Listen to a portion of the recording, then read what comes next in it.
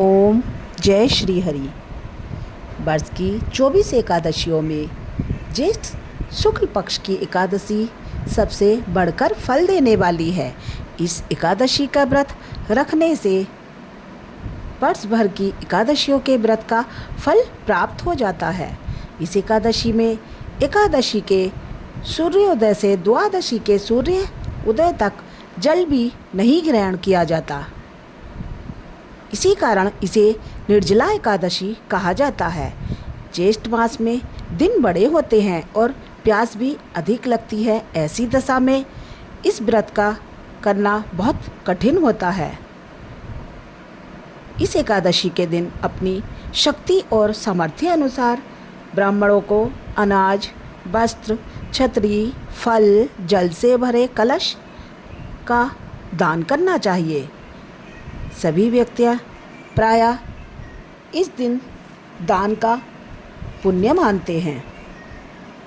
भगवान श्री कृष्ण धर्मराज युधिष्ठिर से बोले, हे राजन, श्री सूत जी ने इस एकादशी की कथा अनेक ऋषि मुनियों को कही थी। एक बार पांडुपुत्र भीम ने अपनी पूज्य पितामह व्यास जी से भी निर्जला एकादशी की कथा का वृतांत जानने की जिज्ञासा की। तब सभी शास्त्रों में वेदों के मर्मज्ञ वेद व्यास जी ने कहा, ज्येष्ठ के शुक्ल पक्ष और कृष्ण पक्ष इन दोनों ही पक्षों की एकादशियों के व्रत में भोजन नहीं करना चाहिए।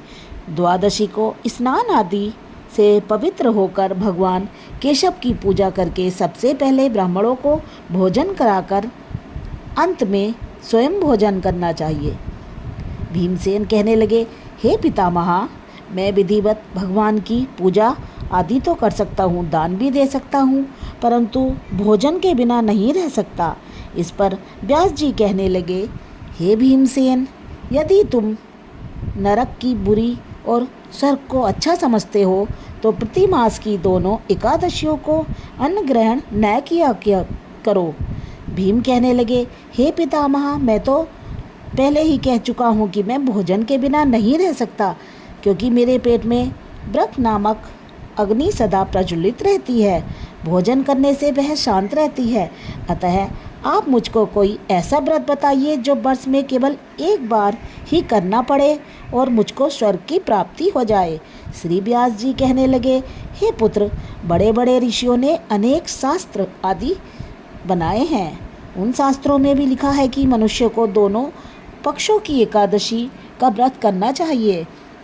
इससे उन्हें स्वर्ग की प्राप्ति होती है। श्री व्यास जी के वचन सुनकर भीमसेन नरक में जाने के भय से भयभीत हो गए और काँपकर कहने लगे, अब मैं क्या करूं? मास में 2 व्रत तो मैं कर नहीं सकता, अतः आप मुझे वर्ष में कोई एक व्रत बताइए जिसको करने से मेरी मुक्ति हो जाए। यह सुनकर व्यास जी बोले, ज्येष्ठ मास में सूर्य वृष राशि पर हो या मिथुन राशि पर शुक्ल पक्ष की जो एकादशी आती है, तुम उस एकादशी का निर्जल व्रत करो। इस एकादशी के व्रत में स्नान और आचमन के अलावा जल वर्जित है, इसलिए इसे निर्जला एकादशी कहते हैं। आचमन में 6 माह से जल से अधिक नहीं होना चाहिए, अन्यथा वह मदपान के सदृश हो जाता है। इस दिन भोजन करने से व्रत नष्ट हो जाता है। यदि एकादशी को सूर्योदय से लेकर द्वादशी को सूर्योदय तक जल ग्रहण न करे तो उसे सारी एकादशियों के व्रत का फल प्राप्त होता है। द्वादशी को सूर्योदय से पहले उठकर स्नान आदि करके ब्राह्मणों को दान आदि देना चाहिए। इसके पश्चात भूखे ब्राह्मणों को भोजन कराएं, फिर आप भी स्वयं भोजन करें। इस एकादशी का फल वर्ष की संपूर्ण एकादशियों के फल के बराबर होता है। व्यास जी कहने लगे, हे भीमसेन, यह मुझको स्वयं भगवान ने बताया है। इस एकादशी का पुण्य समस्त तीर्थों और दानों से भी अधिक है। केवल एक दिन मनुष्य निर्जल रहने से पापों से मुक्त हो जाता है। जो मनुष्य निर्जला एकादशी का व्रत करते हैं उनको मृत्यु का भय नहीं रहता और मृत्यु के समय यमदूत आकर नहीं घेरते, वरन भगवान के पार्षद उनको पुष्पक विमान में बिठाकर स्वर्ग को ले जाते हैं। अतः संसार में सबसे श्रेष्ठ निर्जला एकादशी का व्रत है। इसलिए बलपूर्वक इस व्रत को करना चाहिए।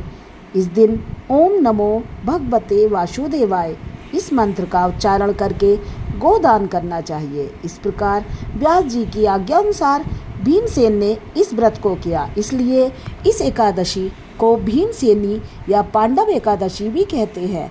निर्जला व्रत करने से प्रथम भगवान का पूजन करके यह प्रार्थना करें, हे भगवान, आज मैं श्रद्धापूर्वक निर्जल व्रत रखकर दूसरे दिन भोजन करूंगा, अतः आपकी कृपा से मेरे सब पाप नष्ट हो जाएं।